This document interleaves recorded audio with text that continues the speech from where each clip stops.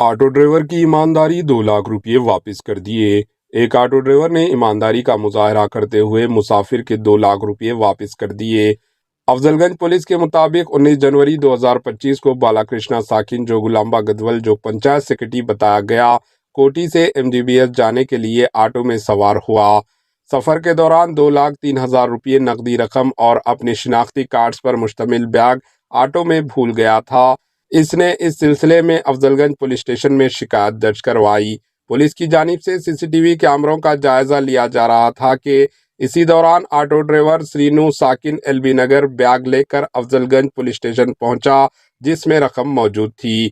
इसी दौरान पुलिस ने आधार कार्ड पर दर्ज फोन नंबर की मदद से शिकायत कुंदगान को फोन किया और ये रकम इसे वापस कर दी, जिस पर इसने पुलिस से इजहार तशक्कुर किया। Bureau report, HN news. हमारे एचएन न्यूज़ को सब्सक्राइब करिए ताकि आपको नोटिफिकेशंस आते रहे वक्त पर।